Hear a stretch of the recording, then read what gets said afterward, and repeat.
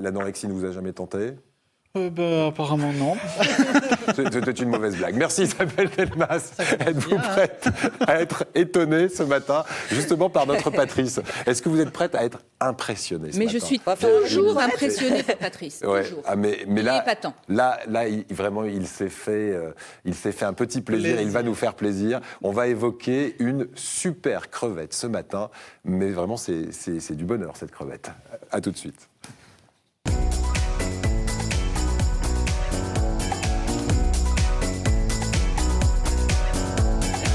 Eh ben, dites-le Isabelle, puisqu'on sort d'un sujet autour de l'alimentation. La crevette, c'est pas calorique, donc on peut en manger beaucoup. Voilà. Hein Il y a des femmes qui font des régimes crevettes. Oui, c'est vrai. Elles ne mangent C'est que très des agréable en crevettes. plus. Puis là, la dopamine, C'est pour pas le coup, mal. c'est très bon. Oui, mais celle-là, elle est difficile à pêcher en fait.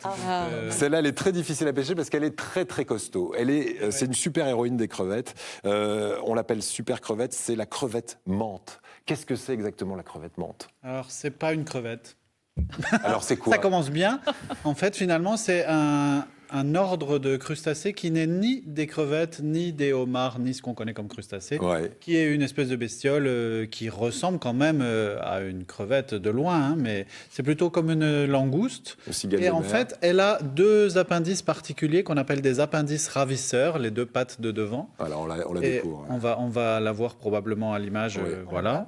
Et en fait, ces appendices ravisseurs, ils sont de deux sortes différentes. Il en existe 400 espèces qui sont plutôt dans les mers un peu chaudes, vers la Grande Barrière de Corail, en Indonésie. Et elle a soit des harpons, en fait, au bout de ses pattes, Ouais. c'est-à-dire qu'elle peut transpercer très efficacement des poissons, tout ce qui passe qui est mou.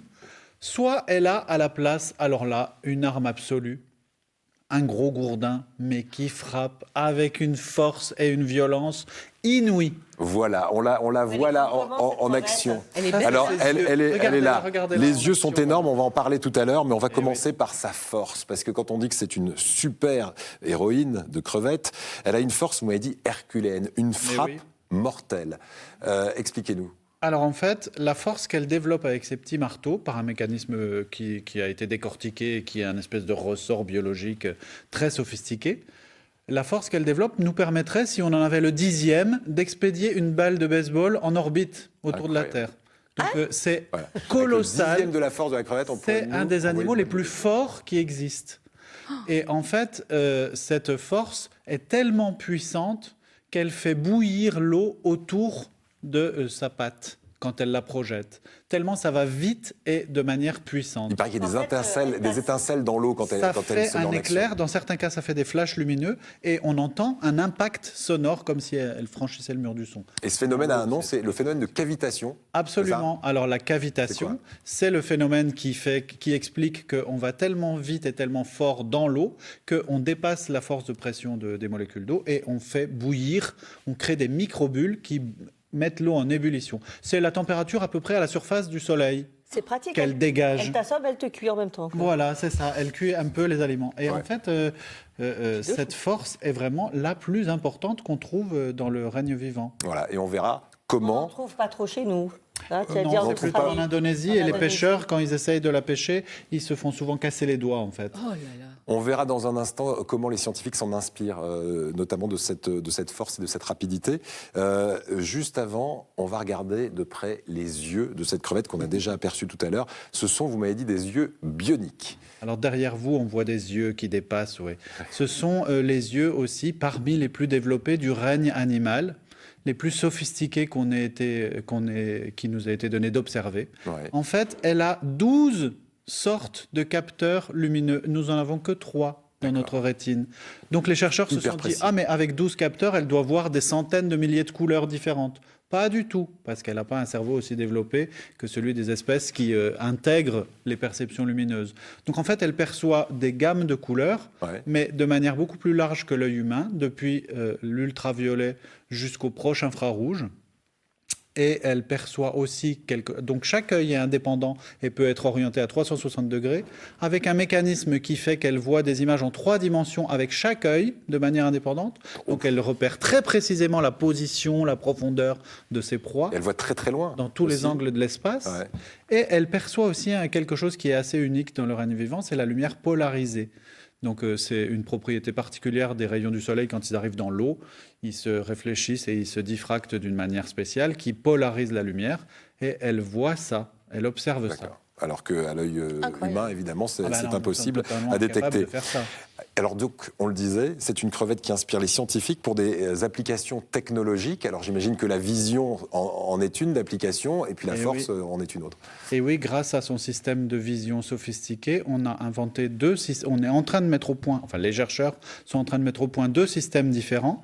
D'une part, grâce à la polarisation de la lumière, ils essayent de mettre au point une caméra sous-marine qui donne des indications de GPS, de géolocalisation.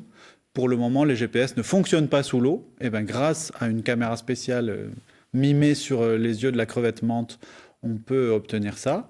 Et l'autre système d'imagerie, c'est en utilisant la large gamme de spectres lumineux que les yeux de la crevette menthe perçoivent. Les chercheurs se sont aperçus qu'on pouvait faire la distinction entre les cellules cancéreuses et les cellules normales. Et donc, ils sont en train de développer un nouveau système d'imagerie in vivo Grâce à cette crevette. qui permettent de voir les tumeurs très précisément.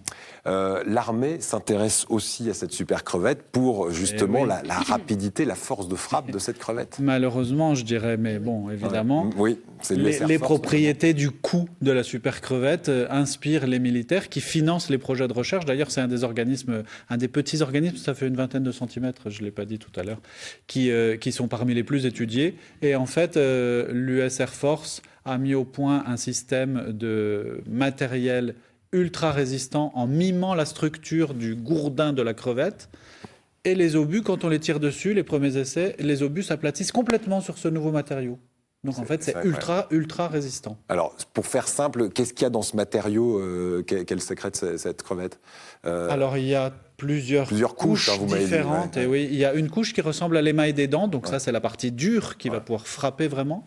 Ensuite, il y a une couche qui est de la chitine, donc c'est la carapace des crustacés en général, mais de la chitine disposée de manière particulière pour absorber les coups et pour dévier les fissures, les micro-fissures qui se produisent quand elle est en train de frapper. Et il y a une autre couche un peu plus sophistiquée en dessous, qui est une couche trabéculée, c'est-à-dire avec des trous, qui permet d'absorber complètement l'énergie dégagée par le choc. Malgré ça, elle est obligée de les réparer, de les reconstituer à peu près toutes les 3 semaines, parce qu'évidemment, à chaque fois qu'elle tape, ça fait quand même des dégâts. Hein. Oui, même si ça peut, on le rappelle, emboutir un obus, hein, ça quand on le reproduit nous, obus, en laboratoire. Bravo, écoutez, merci beaucoup. Vous revenez le mois prochain. Le mois prochain pour parler du Téléthon. Voilà, et on parlera du génome et de la génétique, j'imagine, avec vous. Merci beaucoup, Patrice, parce que c'est toujours un plaisir, et c'est surtout qu'on comprend tout quand il nous parle, notre scientifique. Oui, ce qui n'est pas évident avec tous les scientifiques. Hein. Merci, Patrice Bourgeois. Est-ce que